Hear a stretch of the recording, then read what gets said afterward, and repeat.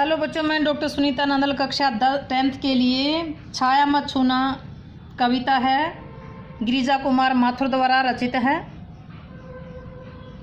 इसकी 2 वीडियो हम पहले कर चुके हैं, देखिएगा। दुविधा हत साहस है, दिखता है पंथ नहीं, दे सुखियों पर मन के दुख का अंत नहीं।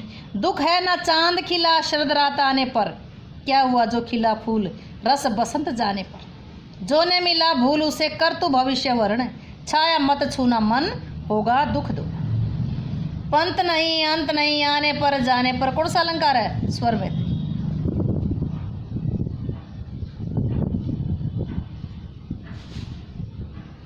दुविधा हत साहस है, दिखता है पंथ नहीं। पंथ का मतलब पथ, पथ का मतलब है रास्ता। क्या कहते हैं कवि?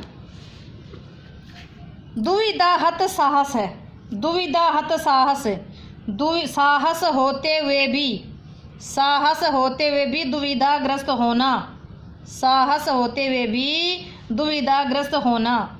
पंथ का मतलब पथ, पथ का मतलब रास्ता। देख शरीर,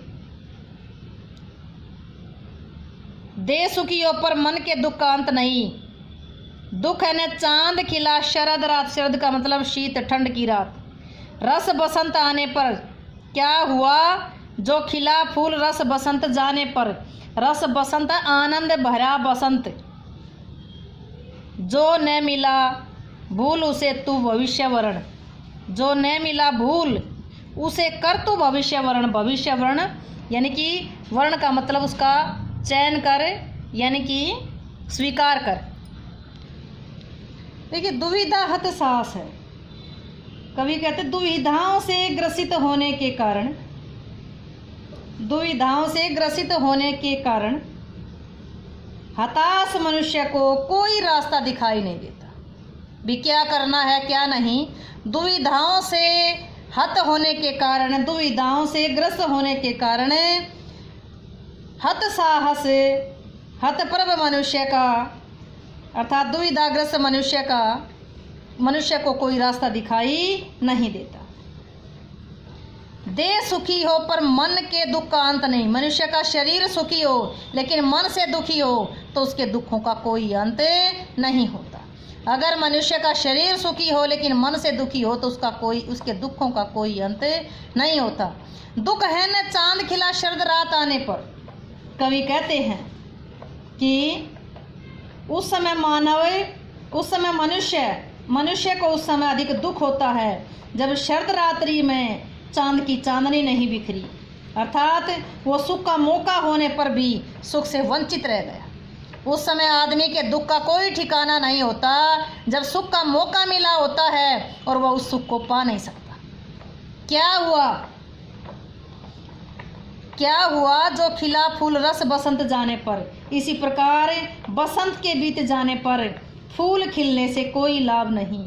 उसी प्रकार उचित अवसर पर प्रसन्नता न मिल पाने के कारण, उचित समय पर सफलता न मिलने के कारण मनुष्य ज़्यादा दुखी होता है। फिर सुनिएगा कि दुविधाओं से ग्रस्त होने के कारण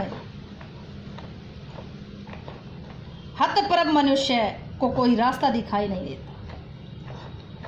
ऐसा मनुष्य है चाहे बेशक शारीरिक रूप शरीर से बेशक सुखी हो लेकिन मन से उसके दुखों का कोई अंत नहीं। कवि कहता है कि मनुष्य को उस समय सबसे ज़्यादा दुख होता है जब शरद रात्रि में चांद की चांदनी नहीं बिखरी, अर्थात सुख के अवसर होने पर भी उसे सुख नहीं मिल पाया तो उस समय उसके दुख का कोई ठिकाना नहीं होता। जिस प्रकार बसंत ऋतु बीत गई लेकिन कोई फूल नहीं खिला। बसंत ऋतु के बीत जाने पर फूल खिलने से कोई लाभ नहीं होता कि बसंत ऋतु बीत गई बाद में फूल खिले तो उससे कोई लाभ नहीं होता।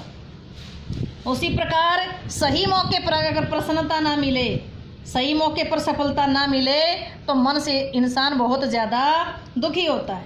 कवि कहते हैं, कवि परामर्श देते हैं कि जो ना मिला, जो प्राप्त नहीं हुआ, भूल उसे, तू उसे भूल जा। कर तू भविष्य वर्ण, जो ना मिला उसको भूल करके भविष्य के निर्माण का, भविष्य वर्ण भविष्य के निर्माण का प्रयत्न करना चाहिए। जो ना मिला उसको भूल जा लेकिन भविष्य के निर्माण का प्रयत्न करना चाहिए।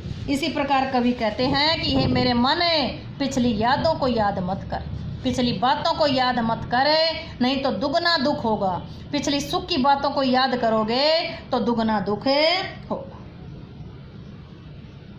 वही है, पंत नहीं अंत नहीं, आने पर जाने पर स्वर मैत्री अलंकार है, अनुप्रास अलंकार है,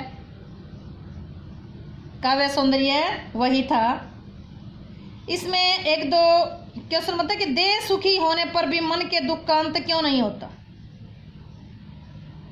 मनुष्य शारीरिक रूप से स्वस्थ होता है, लेकिन उसके जीवन में अनेक मुसीबतें होती हैं, चिंताएं होती हैं, जिनसे वो मुक्त नहीं हो पाता। इसी कारण कवि ने कहा कि देह सुखी है लेकिन मन के दुख का अंत नहीं।